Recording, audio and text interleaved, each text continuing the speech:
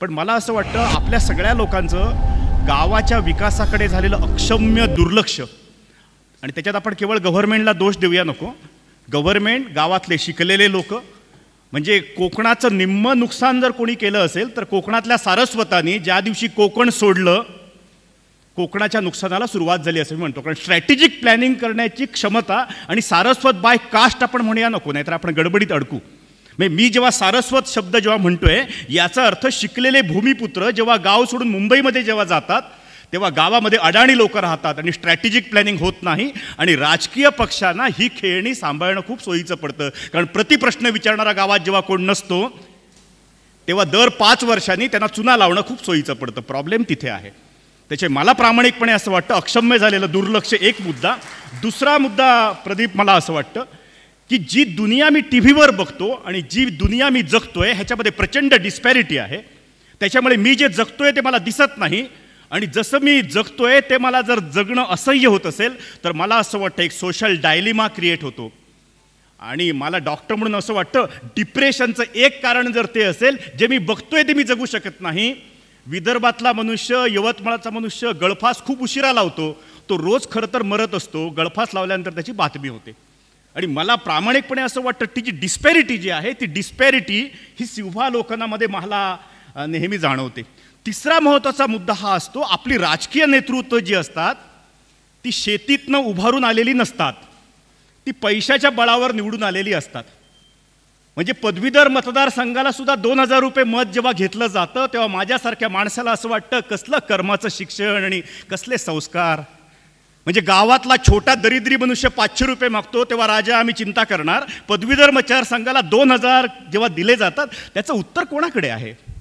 आणि मला असं वाटतं हे लोक प्रश्न सोडवतील असं आम्हाला वाटतंय. सिंव्हा लोकांमध्ये ही सगळ्यात मोठी मला चूक वाटते. त्याच्यामुळे कधीतरी एकदा त्या पक्षाला सांगावं लागतं, बाबा तुझ्या पंखामध्ये ताकद आहे, तू कुठचाही झेंडा न घेता ते पंख फडफडावलेस तरी तू उंच जाऊ शकतोस. भगीरथचा रोल बेसिकली तो आहे.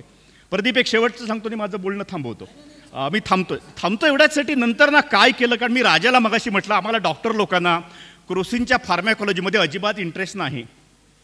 क्रोसिन कोणत्या कंपनीची त्याच्यामध्ये इंटरेस्ट नाही. आम्हाला इंटरेस्ट आहे ते पॅरासिटामॉल दिल्यानंतर ताप जातो की नाही. आम्हाला खरं तर ताप कोणत्या प्रकारचा आहे त्याच्यामध्ये इंटरेस्ट नाही. त्याचे आम्ही हे बघतो की ताप जातो की नाही, आपला प्रयत्न तो आहे. आणि तो ताप जात असताना मला नेहमी असं वाटतं की सरकारी यंत्रणेवर जशी लोक अवलंबून राहतात, राजकीय व्यवस्थेवर जशी लोक अवलंबून राहतात, तशी जर स्वयंसेवी संस्थेवर जर लोक अवलंबून राहत असतील तर मला असं वाटतं आम्ही तिसरी पुन्हा मोठी चूक करतो. आम्ही स्वयंसेवी संस्थेवर अवलंबून असलेली यंत्रणा निर्माण करतो. सिंव्हा लोकांना मला आणखीन एक वाटतं, पोपटराव पवार आणि अण्णा हजारे ह्याच्या पलीकडे नाव येऊ शकत नाही. मीडियाने एकदा ही नवीन नावं शोधली पाहिजेत असं मला वाटतं.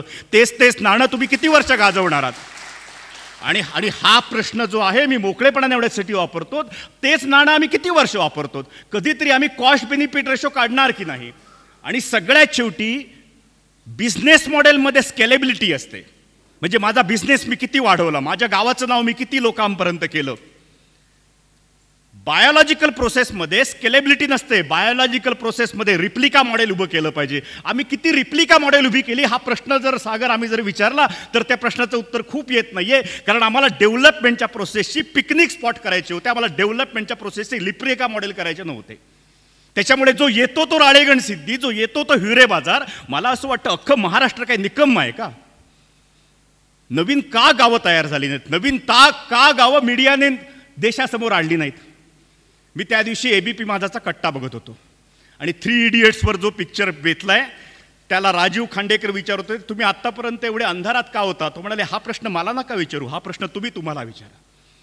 म्हणजे आमच्यासारख्या माणसाला तुम्ही अंधारात ठेवला तर तुमचा प्रॉब्लेम आहे, आमचा प्रॉब्लेम नाही आहे. मी त्या दिवशी बाबा आमट्यांचा पिक्चर कोणीतरी बघितला आणि गमतीन कोणीतरी असं म्हटलं, नाना पाटेकरने काम खूप चांगलं केलं आहे. मला असं वाटतं प्रॉब्लेम तो आहे. म्हणजे आम्हाला नाना पाटेकरचं काम भावतं, आम्हाला बाबा आमट्यांचं काम भावत नाही. आणि मीडियाने कधीतरी एकदा विचार केला पाहिजे आम्हाला कुठच्या मार्गाने जायचं आहे. कारण मी आत्ता जे बोलतोय त्याचं प्रभाव क्षेत्र मर्यादित आहे, मीडियाचं प्रभाव क्षेत्र खूप मोठं आहे. मला असं वाटतं ह्याचं सिंहावलोकन झालं पाहिजे. मी एक शेवटचा मुद्दा सांगतो आणि माझं बोलणं संपवतो. एक मुद्दा असा, मी एकदा गुजरातला भूकंपामध्ये गेलो होतो. मी 2 भूकंप बघितलेत. लातूरचा भूकंप बघितला, त्याच्यामुळे दारिद्र्यातलाही भूकंप मी बघितलाय आणि श्रीमंतीतलाही भूकंप मी बघितलाय आणि दोन भूकंप मला अजूनही जसं आठवतात. आणि मला गुजरातचा भूकंप आठवतो. एका जिरावाला नावाच्या शेतामध्ये आम्ही होतो आणि तेव्हा त्याने मला सांगितलं होतं, डॉक्टर जब तक हमारे गाय और भैंस जिंदा है, असे किती भूकंप येऊ देत, आमची पचवायची ताकद आहे.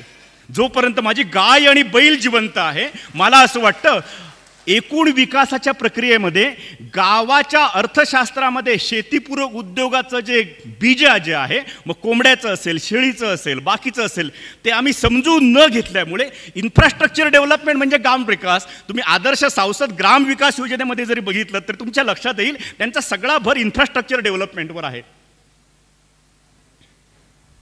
डॉक्टर म्हटल्यानंतर काहीतरी कठीण बोललं पाहिजे असं लोक म्हणतात आणि मला येते पट्ट. त्याच्यामुळे एक शेवटचं कठीण वाक्य सांगतो आणि माझं बोलणं संपवतो. खरं तर वर्ल्ड बँकेने एकदा आपल्या देशाचं विश्लेषण केलं होतं. इंटरनॅशनल मॉनिटरी फंडचे लोक पंडित नेहरूंना एकदा भेटायला आले होते आणि ते इंटरनॅशनल मॉनिटरी फंडचे लोक असं म्हणाले होते पंडित नेहरूंना, स्वातंत्र्यपूर्व काळामध्ये काय म्हणाले ते खूप लक्षपूर्वक आहे का, सगळ्याची बीजे तिथे आहेत. म्हणजे नेहरियन मॉडेल की गांधीयन मॉडेल याच्या डिबेटमध्ये आपण जाऊया नको. आणि आडनाव देवधर असल्यामुळे त्या डिबेटमध्ये मी जर पडलो तर सागर पुन्हा आणखीन प्रॉब्लेम मागे लागायचे. त्याच्यामुळे मला असं वाटतं let us have intellectual discussion. World बँकेच्या इंटरनॅशनल मॉनिटरी फंडच्या माणसाने पंडित नेहरूंना असं म्हटलं, भारतासारख्या निसर्गाने समृद्ध देशातील लोकांना गरीब ठेवणं किती कठीण आहे त्याची मला जाणीव आहे. ते वाक्य आहे. आय रिपीट, हे भारतासारख्या निसर्गाने समृद्ध लोकांना पॉलिटिकल लोकांनी गरीब ठेवणं किती कठीण आहे. म्हणजे आम्हाला कधी ना कधीतरी माझं बायोमॅस बँकिंग कोण शिकवणार आहे की नाही, माझ्याकडे काय आहे आणि मी काय विकू शकतो. म्हणजे एका गावामध्ये वावडिंग नावाची एक वनस्पती मिळते, आमच्या कोकणामध्ये ती खूप मिळते, ज्याला विडंगारिष्ट म्हणतात, जे कृमीसाठी औषध वापरलं जातं. म्हणजे आमच्या एका गावामध्ये काल मी गेलो होतो, तिथे वावडिंगाची जवळजवळ 70,000 रुपये वावडिंगातनं त्याला मिळतात, जे वन्य झाड आहे. आमच्या एक गाव आहे आसोली नावाचं, त्या गावाची केवळ सुरंगी, ज्याला आपण म्हणतो सुरंगीचा वळेसर, ज्याचं नंतर अत्तर तयार केलं जातं, त्या सुरंगीची उलाढाल आहे 6 कोटीची एका छोट्या गावाची. म्हणजे आमचा मुंबईतला चाकरमानी सुरंगीची फुलं वेचण्यासाठी मुंबईतनं रजा घेऊन येतो. प्रदीप, याच्यापेक्षा आणखीन वेगळं काय पाहिजे अर्थशास्त्रामध्ये. आणि तुम्ही कसल्या गजाली सांगता हो, सॉफ्टवेअर इंजिनियरचा अमुक पगार तमुक पगार. एकदा आमच्या कोंबडी पालकाकडे या, त्यालाही 4 लाख रुपये मिळत आहेत. कोणाचा सेवक नाहीये तो, युरोपचं काम करत नाही हिंजेवाडीत बसून. आपल्याला सगळ्यांना कौतुक कोणाचं आहे माहिती आहे, आम्हाला कौतुक आहे हिंजेवाडीचं. हे कौतुक पहिल्यांदा ती काढून टाका, कारण त्यांचं मार्केट खाली आल्यानंतर कदाचित तुम्हाला कोण घेणारही नाही. त्याचे मला असं वाटतं tradable business, non tradable business आणि बायोमास बँकिंग, मला असं वाटतं आम्ही 2 विषयामध्ये खूप चांगलं काम केलं. पण सिंहावलोकनामध्ये लक्षात येतं आम्ही त्या बायोमास बँकिंगचा विचार केला नाही. मला असं वाटतं सिंहावलोकनात एवढंच पुरे. औषध काय दिले ते मी नंतर तुम्हाला सांगतो. धन्यवाद.